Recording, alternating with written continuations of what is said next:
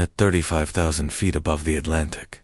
The first-class cabin of Oceanic Airways Flight 847 was a sanctuary of understated elegance. Soft amber lighting cast a warm glow over Italian leather seats that cost more than most people's monthly salary. The air itself seemed rarefied, a carefully controlled environment where the world's elite conducted business, made deals, and traveled in the kind of comfort that money could buy and status could guarantee. Maya Thompson settled into seat 2A with the quiet confidence of someone who belonged in spaces like this. Though her journey to this altitude had been anything but guaranteed. At 28, she was the founder and CEO of Nextech Solutions, a cybersecurity firm that had revolutionized data protection for Fortune 500 companies. Her success story was the kind that business magazines loved to feature. But tonight, she was simply a woman traveling to London for what could be the most important merger of her career. She wore a simple but elegant black cashmere sweater and tailored dark jeans, her natural hair styled in protective braids, adorned with small gold cuffs that caught the cabin lighting. Maya had learned long ago that comfort trumped ostentation when crossing time zones, but she never compromised on quality. At her feet sat the piece that would soon become the center of a storm she never saw coming. The handbag was a masterpiece of craftsmanship, a custom creation from emerging designer Marcus Chen, whose waiting list stretched 2 years.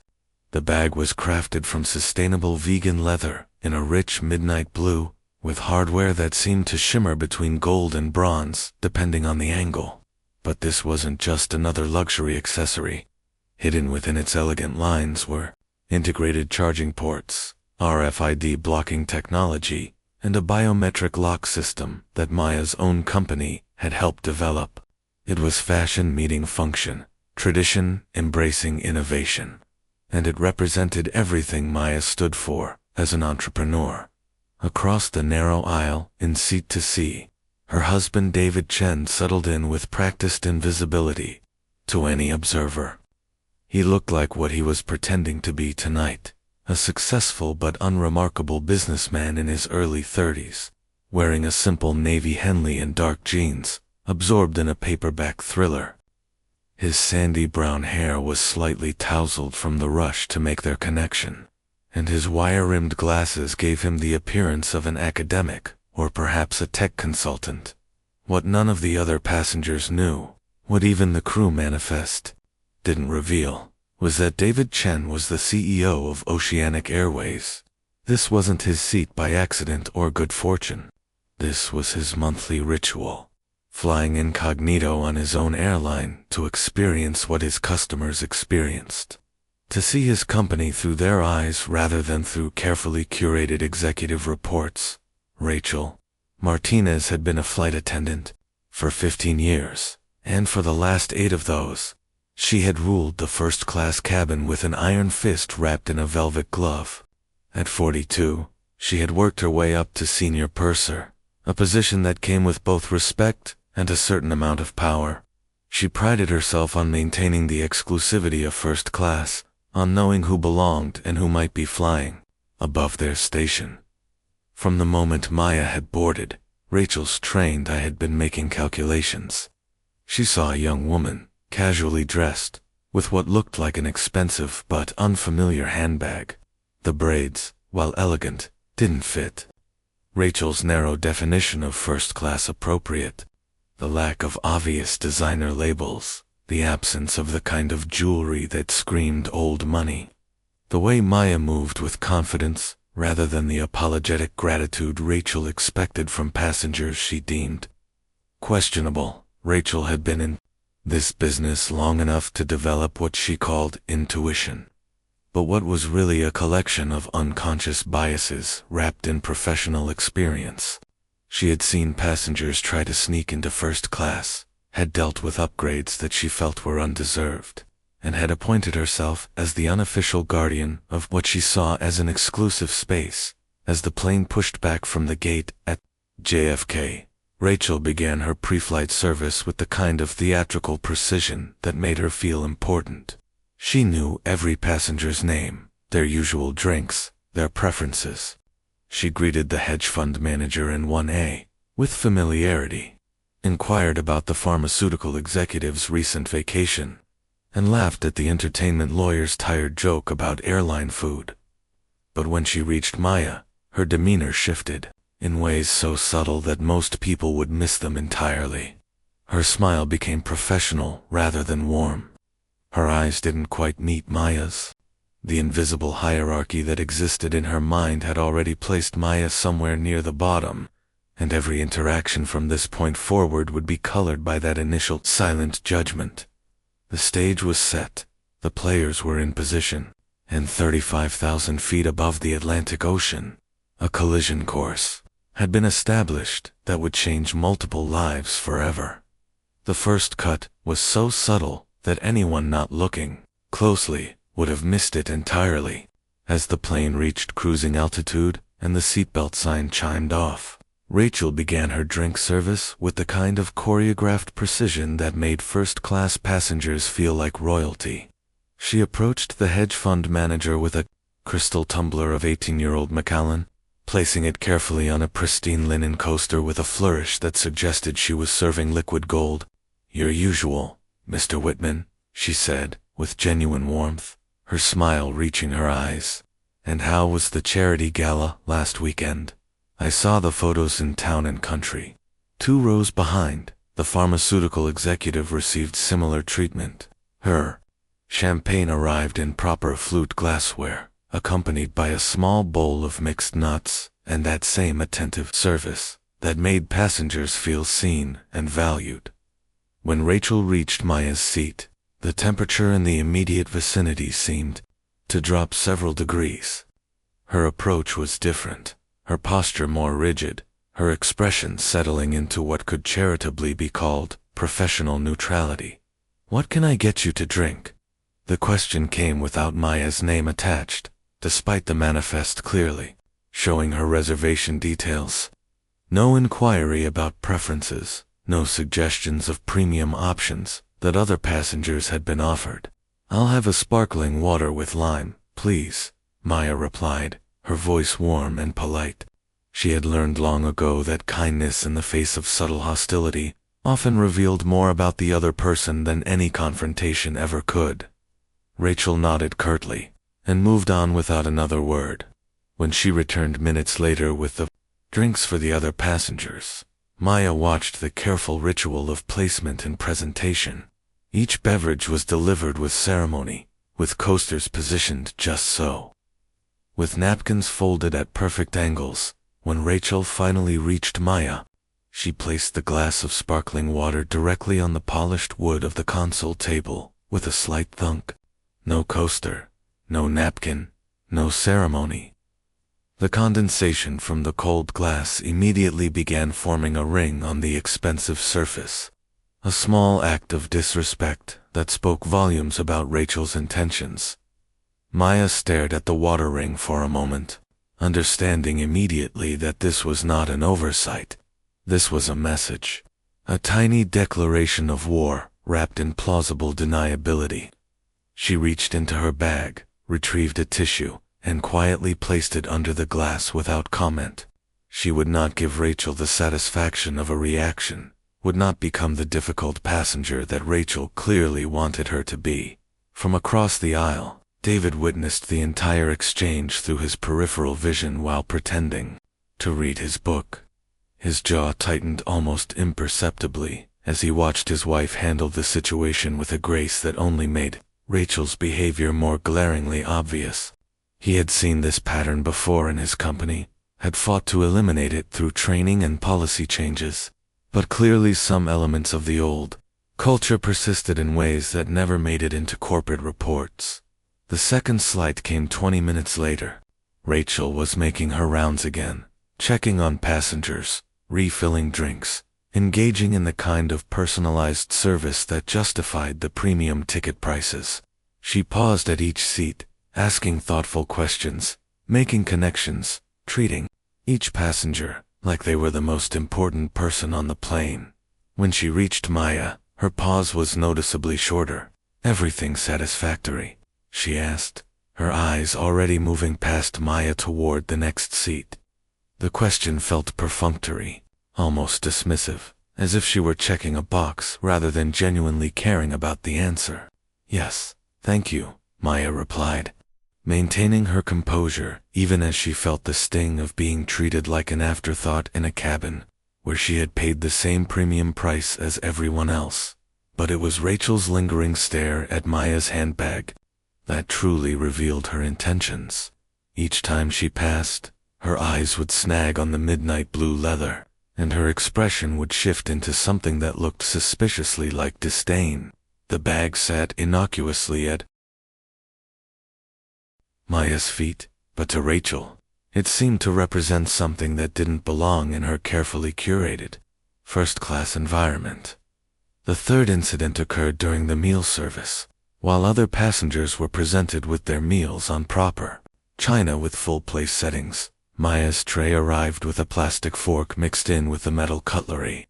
When Maya quietly pointed out the oversight, Rachel's response was a sharp, "Oh, I'm sorry," delivered in a tone that suggested she was anything but sorry. David's hands had tightened around his book until his knuckles showed white. He was watching his wife experience the kind of treatment that he had spent years trying to eliminate from his airline. The irony was bitter, the frustration almost overwhelming, but he also knew that revealing his identity now would turn this into a spectacle rather than allowing the situation to fully reveal itself. Maya, meanwhile, was conducting her own internal calculation. She had faced this kind of subtle discrimination before, in boardrooms and investment meetings, in restaurants and retail stores. She had learned to pick her battles carefully, to maintain her dignity while documenting every slight for future reference. This flight attendant clearly had no idea who she was dealing with, and Maya was curious to see just how far Rachel was willing to push her luck. The tension in the cabin was building like pressure in a sealed container, invisible to most but palpable to those paying attention. And somewhere over the dark Atlantic, a reckoning was taking shape that would soon explode with the force of accumulated injustice, finally finding its voice. 2 hours into the flight, as passengers settled into the quiet rhythm of transatlantic travel, Rachel decided it was time to make her move. She had been circling Maya's seat like a predator, her eyes repeatedly drawn to the midnight blue handbag that sat perfectly positioned at Maya's feet. Well within her designated space, and bothering absolutely no one, the bag had become an obsession. For Rachel, a symbol of everything she felt was wrong with the changing demographics of first-class travel. In her mind, it represented new money, trying to masquerade as old money, flashiness disguised as elegance, and most dangerously, someone who didn't understand the unspoken rules of the exclusive world she had spent 15 years protecting. Maya was quietly reviewing contracts on her laptop when Rachel's shadow fell across her workspace.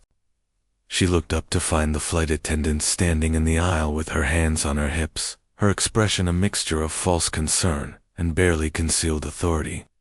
"Ma'am," Rachel said, her voice pitched just loud enough to draw attention from the surrounding seats. "I need you to move that bag."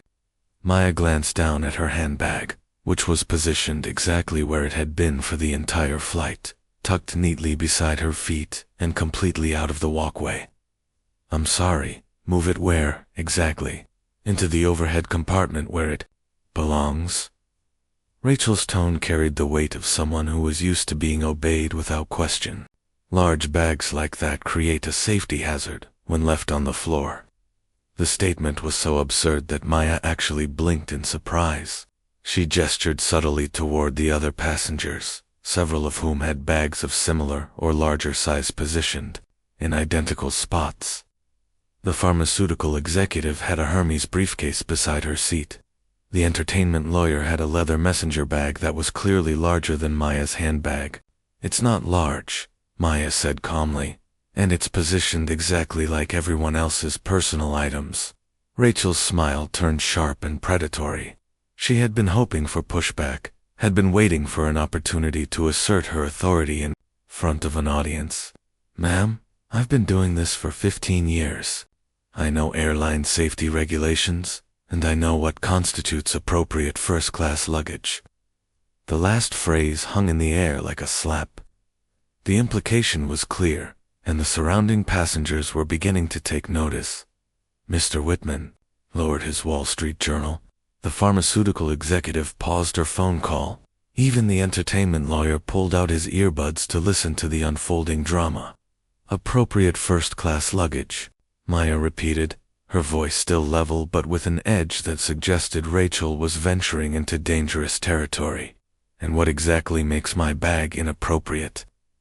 Rachel leaned in slightly, her voice dropping to what she probably thought was a confidential whisper, but was actually perfectly audible to everyone within 3 rows. Look, I don't know how you ended up in this cabin, but we have standards here. That bag, with its flashy color and unconventional design, doesn't exactly fit the aesthetic we're trying to maintain. The words landed like physical blows. The casual racism was breathtaking in its brazenness, wrapped in corporate speak about standards and aesthetics. Rachel was essentially saying that Maya's bag was too ethnic, too different, too boldly colored for the refined whiteness of first class. Maya felt heat rise in her chest, not just anger but a deep, familiar hurt that came from being reduced to stereotypes by someone who didn't know the first thing about her. She glanced around the cabin, noting how every eye was now focused on their interaction. Some passengers looked uncomfortable, others seemed grimly entertained, and a few appeared genuinely shocked by Rachel's audacity. "I see," Maya said, her voice dangerously quiet. "So you're saying that my handbag, which I'm guessing you couldn't afford on your salary, is somehow inappropriate for this cabin because of its color?" Rachel's face flushed, but she doubled down with the reckless confidence of someone who had never been truly challenged. "It's not about money, it's about class. Real first-class passengers understand subtlety, understand that there's a difference between expensive and tasteful." The insult was so loaded with racial coding that several passengers actually gasped. Mr. Whitman set down his newspaper entirely, his expression shifting from mild interest to genuine concern. The pharmaceutical executive ended her phone call abruptly. Furthermore, Rachel continued, emboldened by what she mistook for silence rather than stunned disbelief, "If you can't comply with basic safety regulations and appropriate cabin standards, I have the authority to confiscate items that I deem disruptive to the first-class experience." The threat hung in the air like a toxic cloud. Rachel had just threatened to steal Maya's personal property because she deemed it too ethnic for first class. The power trip was complete, the racism was undisguised, and the humiliation was intended to be total.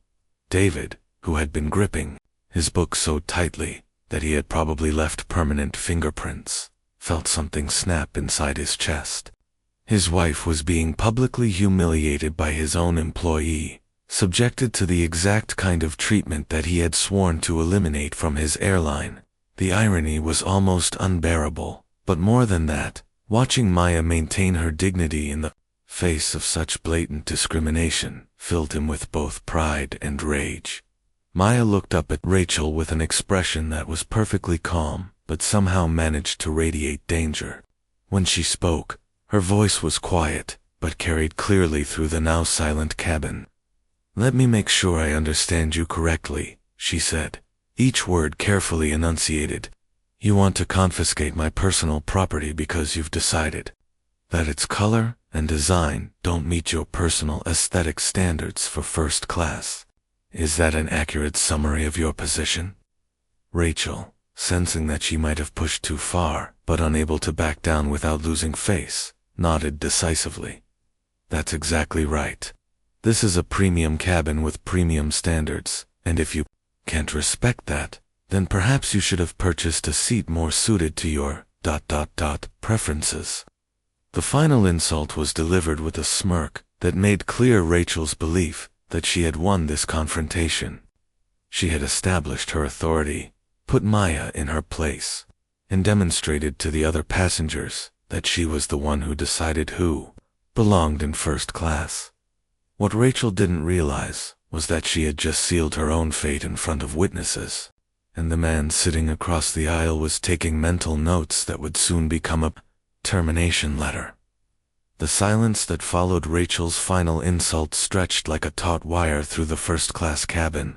Maya sat perfectly still, her hands folded in her lap, her expression unreadable. She had learned long ago that responding to provocation with emotion only gave bullies more ammunition, but the effort of maintaining her composure was costing her dearly. It was Mr. Whitman who broke the tension. The hedge fund manager had been watching the entire exchange with growing discomfort, and Rachel's last comment had apparently pushed him past his limit. He cleared his throat deliberately and looked directly at Rachel with the kind of authoritative stare that had made him millions in hostile boardroom negotiations. "Excuse me," he said, his voice carrying the crisp authority of someone accustomed to being heard. "I couldn't help but notice the inconsistency in your policy enforcement." Rachel turned toward him with a smile that was equal parts surprise and relief. Finally, someone who looked like he belonged was paying attention to her. "I'm sorry, Mr. Whitman. Is there something I can help you with?" "Actually, yes." He gestured toward his own seat area, where his leather briefcase sat beside his chair in exactly the same position as Maya's handbag. "You mentioned safety regulations about bags on the floor. My briefcase is larger than her handbag, and it's been in the same position for the entire flight. Should I be concerned about the safety hazard I'm apparently creating?"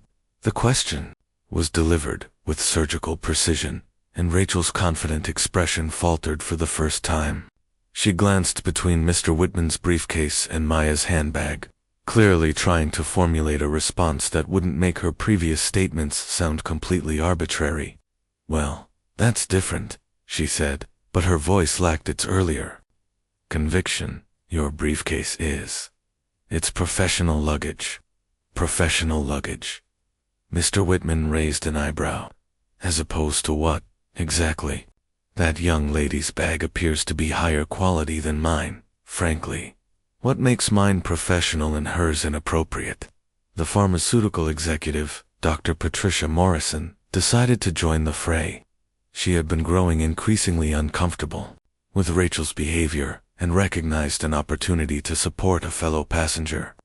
"I have to agree with Mr. Whitman," she said, her voice carrying the calm authority of someone who had spent decades in mal-dominated boardrooms.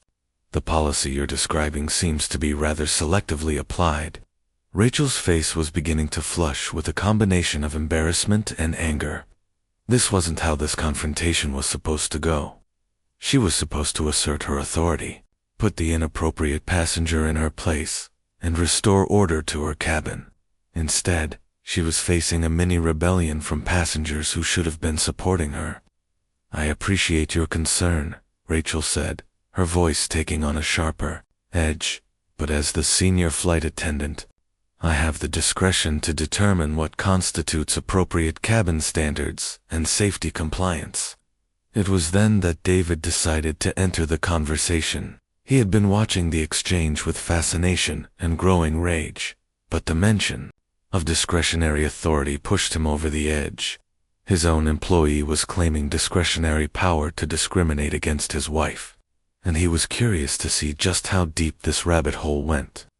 "Discretionary authority is interesting," he said, looking up from his book for the first time since the confrontation began. His voice was quiet, almost conversational, but something in his tone made everyone in the vicinity turn to look at him. "Could you clarify what training or guidelines inform that discretion?" Rachel barely glanced at him, dismissing him with the same casual disregard she had shown Maya. She saw a man in a simple Henley and jeans. Someone who clearly didn't belong in first class any more than the woman with the inappropriate handbag. If anything, his question annoyed her because it suggested another passenger who didn't understand the natural hierarchy of the cabin. "Sir, I don't think this concerns you," she said, with barely concealed condescension. "I'm dealing with a specific passenger issue, and I'd appreciate it if you'd let me handle it professionally." David's expression didn't change, but anyone paying close attention might have noticed a slight tightening around his eyes. "I'm just curious about the policy framework," he said mildly. "As someone who travels frequently on this airline, I'm interested in understanding how these decisions are made." Rachel's patience was clearly wearing thin. She had gone from dealing with one problematic passenger to facing questions from multiple people who should have been minding their own business. "The policy framework is that I have 15 years of experience and the authority to maintain cabin standards. I don't need to justify my professional judgment to passengers who don't understand the complexities of airline operations." The dismissal was complete and devastating. Rachel had just condescended to the CEO of the airline about his own operations, lecturing him about policies he had personally helped craft. The irony was so profound that David almost smiled, but the situation was too serious for amusement. Mr. Whitman leaned forward slightly. 15 years is impressive, but experience without accountability can become problematic. "What's your name, by the way? I'd like to commend your dedication to passenger service in my feedback to the airline." 4. The first time Rachel looked genuinely nervous. Passenger complaints could be career-damaging, but she had gone too far to back down now. "My name is Rachel Martinez, and I stand behind every decision I make in this cabin." David closed his book with deliberate precision, the soft thud of pages meeting echoing through the inoculent cabin like a judge's gavel. Every passenger within earshot had stopped what they were doing, sensing that something significant was about to happen. The air itself seemed to thicken with anticipation as David carefully placed the novel on his tray table and looked directly at Rachel for the first time since the confrontation began. "Rachel Martinez," he said, his voice carrying a new weight. That made everyone lean forward slightly. 15 years of experience. Senior flight attendant. Employee ID number 47,291. Rachel blinked in confusion. How did this random passenger know her employee ID number?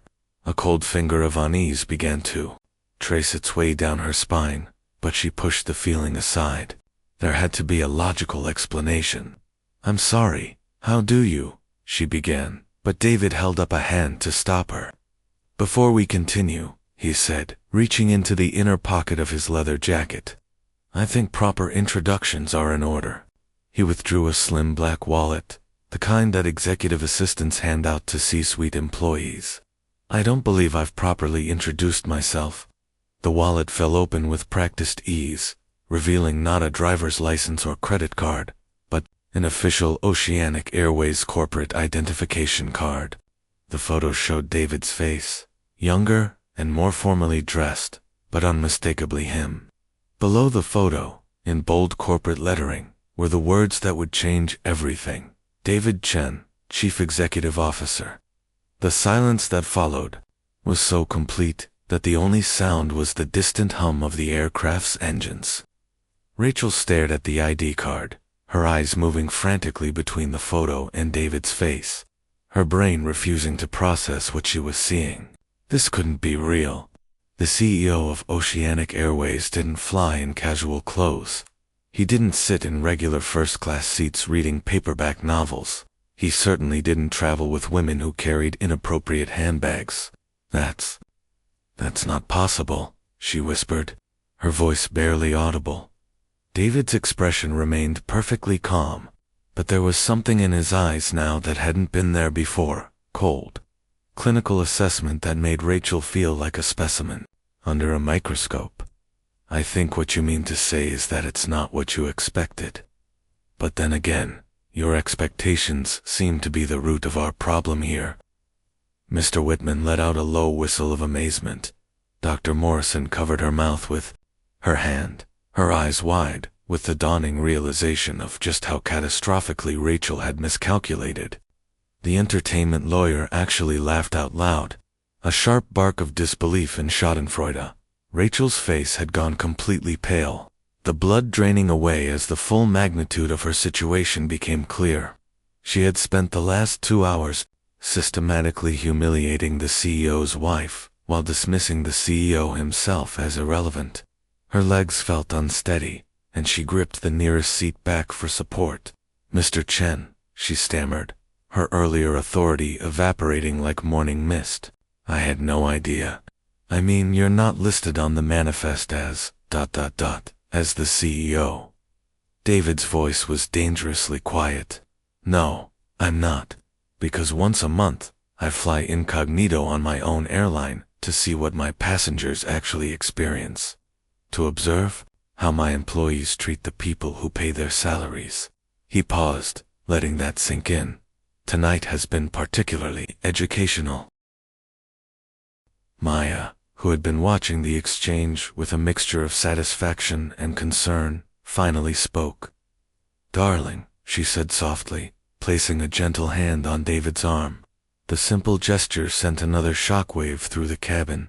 They weren't just fellow passengers who had supported each other. They were married. Rachel had been tormenting the CEO's wife while insulting the CEO himself. Rachel made a sound that was somewhere between a whimper and a gasp. The full scope of her professional suicide was becoming clear, and the reality was far worse than any nightmare she could have imagined. David stood up, his casual clothes no longer looking out of place, but instead giving him an understated authority. That was far more intimidating than any expensive suit could have been. He wasn't tall, but his presence seemed to fill the cabin as he stepped into the aisle. "Rachel," he said, and the use of her first name now carried a weight that made her flinch. "In the past 2 hours, you have violated approximately 7 different company policies, 3 federal anti-discrimination guidelines, and what I would generously call basic human decency." His voice was calm, almost conversational, but every word landed like a physical blow. "You denied equal service to a paying passenger based on her appearance. You made racially coded comments about appropriate aesthetics. You threatened to confiscate personal property without cause. And when questioned about your behavior, you doubled down with arrogance that would be impressive if it weren't so professionally catastrophic." Rachel tried to speak, but only managed to open and close her mouth soundlessly. She looked like a fish gasping for air, her 15 years of authority and expertise crumbling around her in real time. "But perhaps most importantly," David continued, his voice dropping even lower, "you treated my wife with a level of disrespect that I find personally unforgivable." He turned to look at Maya, his expression softening with genuine love and regret. "I'm sorry, sweetheart. I should have intervened sooner." Maya squeezed his hand gently. "You handled it perfectly." She needed to show everyone exactly who she really was. The exchange between husband and wife was tender and genuine, a stark contrast to the corporate reckoning that was unfolding. It made Rachel's behavior seem even more monstrous. By comparison, she hadn't just discriminated against a passenger. She had attacked someone's beloved wife, while her husband was forced to watch. David pulled out his phone and made a call that Rachel knew would seal her fate. "Clayton, it's David. I need you to patch me through to HR immediately. ... Yes, from the plane. ... Because I'm about to terminate a senior flight attendant for cause, and I want everything documented properly." The conversation that followed was brief and professional, but deadly. David outlined the situation with clinical precision, giving dates, times, and specific policy violations. He wasn't emotional or vindictive. He was simply a CEO dealing with an employee who had become a liability to his company. When he hung up, he looked at Rachel with something that might have been pity, if it weren't so cold. "Rachel Martinez, you are relieved of duty, effective immediately. When we land at Heathrow, you will be met by security and escorted off the aircraft. Your termination paperwork will be processed before we reach the gate." Rachel finally found her voice, but it came out as a desperate whisper.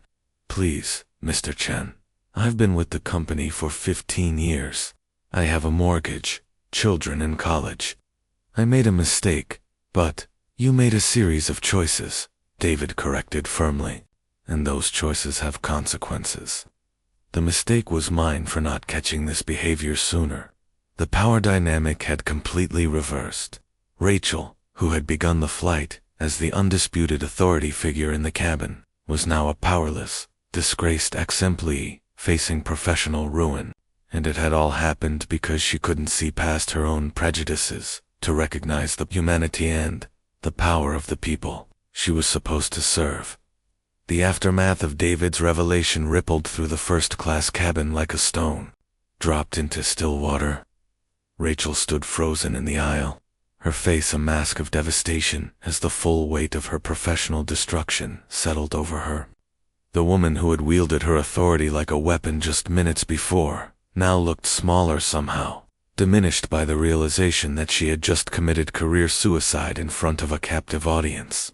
"Please return to the galley, David," said his voice, carrying the quiet authority of someone accustomed to being obeyed.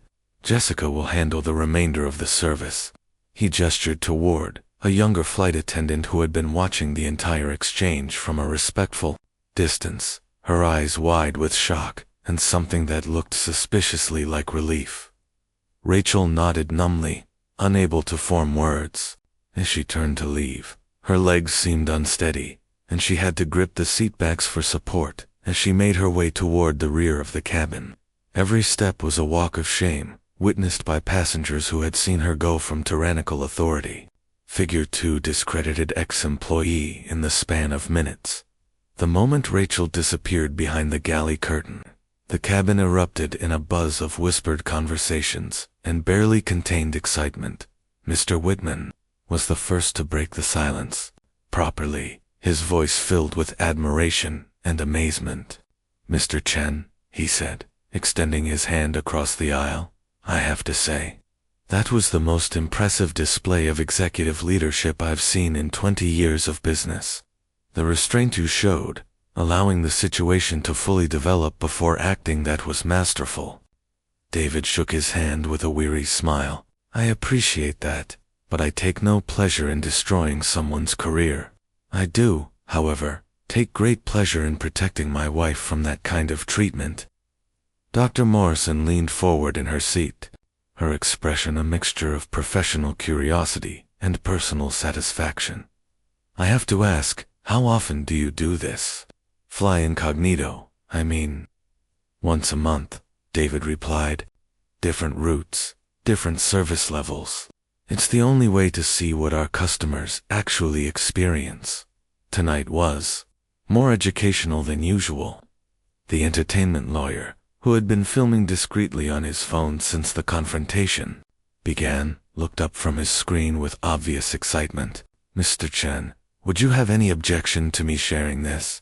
Obviously with your permission and your wife's. This is exactly the kind of accountability story that needs to be told." Before David could respond, Maya spoke for the first time since the revelation. "Please do share it," she said, her voice clear and confident. "But make sure you tell the whole story." It was then that Mr. Whitman, whose business instincts were legendary, began to piece together another layer of the unfolding drama. "Maya Chen," he said slowly, his eyes narrowing with recognition. "I thought that name sounded familiar. You're not just Mrs. Chen, are you? You're Maya Thompson Chen, the CEO of Next Tech Solutions." The second revelation hit the cabin like a thunderbolt. Maya smiled for the first time since the ordeal began, a genuine expression that transformed her entire demeanor from composed victim to powerful executive. "Guilty as charged," she said with a slight laugh. "Though I prefer to use my maiden name professionally. It helps me avoid exactly the kind of assumptions that Rachel made tonight." Dr. Morrison's jaw dropped. "Next Tech Solutions. You developed the cybersecurity protocols that half the Fortune 500 uses. Your company is worth what, $3 billion? "Something like that," Maya replied modestly. "We're actually in London to finalize the acquisition of a British AI firm that will double our European operations." The entertainment lawyer was practically vibrating with excitement. "This keeps getting better.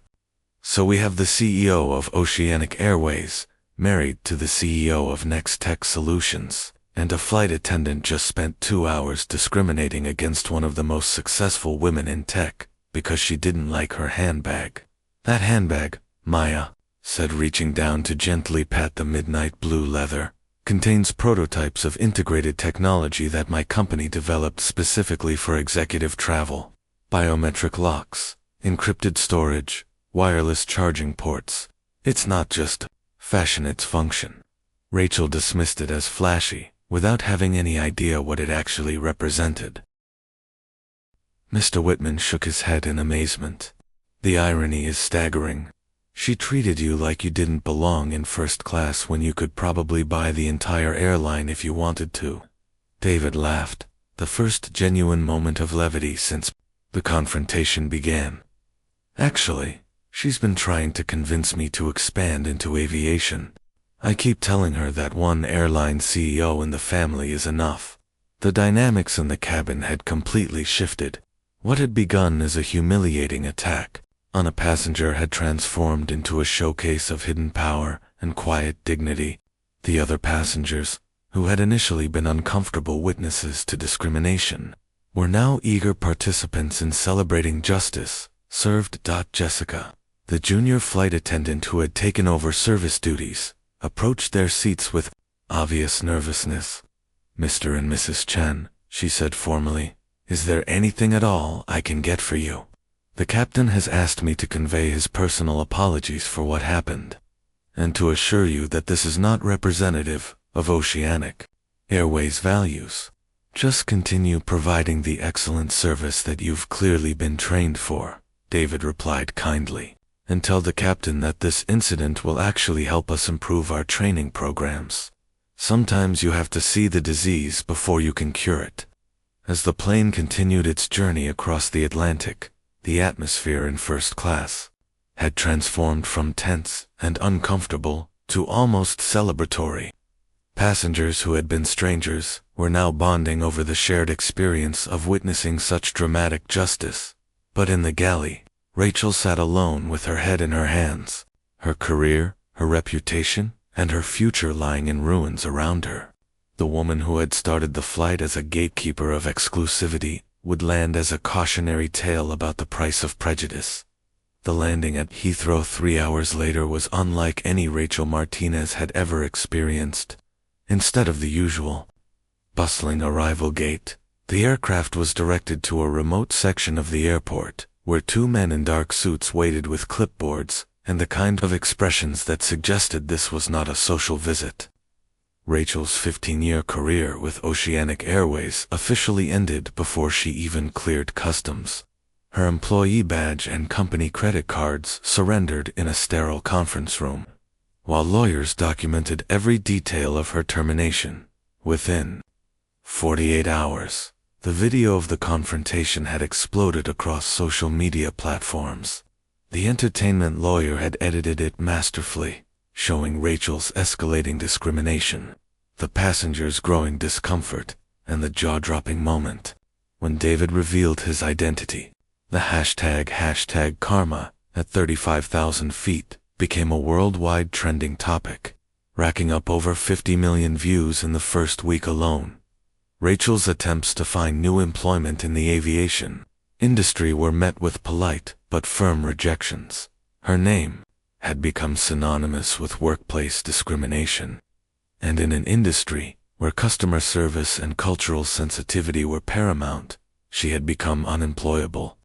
She eventually took a job at a small regional call center, earning a fraction of her former salary and watching from the sidelines as her former colleagues continued careers she would never be able to rebuild. But the real transformation happened at Oceanic Airways itself. David used the incident as a catalyst for comprehensive reform, implementing what became known as the Maya Protocol, a revolutionary approach to diversity training that focused on unconscious bias and systemic discrimination. The program became so successful that other major airlines began adopting similar frameworks. Maya's handbag, meanwhile, became an unlikely symbol of innovation and resilience. The midnight blue design that Rachel had dismissed as inappropriate was featured in business magazines as an example of how traditional luxury was evolving to meet the needs of modern executives. Orders for the bag, and similar designs from Marcus Chen's collection, surged by 300% after the story broke. 6 months later, Maya and David appeared together at a business leadership conference, their story having evolved from a viral moment into a case study about hidden power dynamics and the importance of treating everyone with dignity, regardless of assumptions about their status or background. The real lesson here isn't about revenge or even justice, Maya told the audience of Fortune 500 executives. It's about the fact that you never know who you're talking to. That person you dismiss might be your next biggest client, your future boss, or simply a human being who deserves the same respect you'd want for yourself. David added, in business and in life, character is revealed not by how you treat people who can help you, but by how you treat people who you think can't. Rachel Martinez thought she was putting someone in their place. Instead, she revealed exactly who she was when she thought no one important was watching. The couple's partnership, both personal and professional, had grown stronger through the ordeal. Maya's company eventually did expand into aviation technology, partnering with Oceanic Airways on next-generation cabin innovations that prioritized both luxury and inclusivity today. Every Oceanic Airways first-class cabin features a small plaque that reads, "Excellence in service means excellence for all." It's a reminder that respect isn't about recognizing someone's status, it's about recognizing their humanity. So the next time you're tempted to judge someone by their appearance, their accent, or their handbag, remember Rachel Martinez. Remember that the person you're dismissing might just be the most powerful person in the room. What do you think? Have you ever witnessed discrimination like this? How would you have handled Maya's situation? Let us know in the comments below. And don't forget to subscribe for more stories about justice, karma, and the hidden power dynamics that shape our world.